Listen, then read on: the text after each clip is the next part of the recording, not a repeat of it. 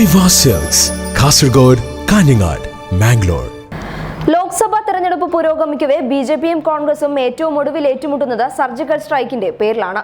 സൈന്യത്തിന്റെയും surgical സ്ട്രൈക്കിന്റെയും പേരിൽ BJP vote പിടിക്കുന്നു എന്ന ആരോപണവുമായി കോൺഗ്രസ് നേരത്തെ തന്നെ രംഗത്ത് വന്നിരുന്നു.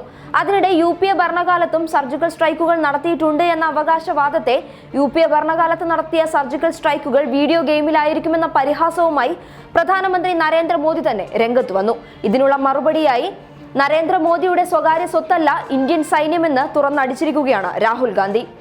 UPA നടത്തിയ മിന്നലാക്രമണങ്ങൾ വീഡിയോ ഗെയിമിലായിരുന്നു എന്ന് പറയുമ്പോൾ മോദി അപമാനിക്കുന്നത് കോൺഗ്രസിനെ അല്ല, മറിച്ച് ഇന്ത്യൻ സൈന്യത്തെ തന്നെയാണ്.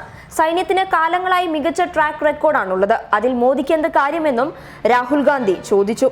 കോൺഗ്രസിനെ സംബന്ധിച്ചിടത്തോളം ഈ തിരഞ്ഞെടുപ്പ് നരേന്ദ്രമോദിയെ പുറത്താക്കാനും രാജ്യത്തെ ഭരണഘടനാ സ്ഥാപനങ്ങളെ രക്ഷിക്കാനുമാണ്.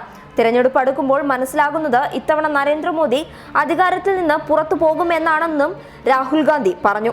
BJP ഈ തിരഞ്ഞെടുപ്പിൽ വൻ പരാജയം ഏറ്റുവാങ്ങും. പ്രതിപക്ഷത്തെ നേരിടാൻ ധൈര്യമില്ലാതെ പേടിച്ചിരേണ്ട അവസ്ഥയിലാണ് നരേന്ദ്രമോദി ഇപ്പോഴുള്ളത് എന്നും രാഹുൽ ഗാന്ധി പരിഹസിച്ചു.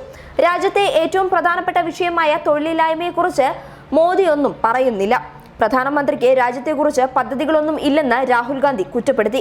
നരേന്ദ്രമോദി രാജ്യത്തിന്റെ സമ്പദ് വ്യവസ്ഥയെ തകർത്തു. യുവാക്കൾക്ക് പ്രതിവർഷം 2 കോടി തൊഴിലുകളാണ് മോദി വാഗ്ദാനം ചെയ്തത്. ആ തൊഴിലുകൾ എവിടെയെന്നും രാജ്യം ചോദിക്കുകയാണ്.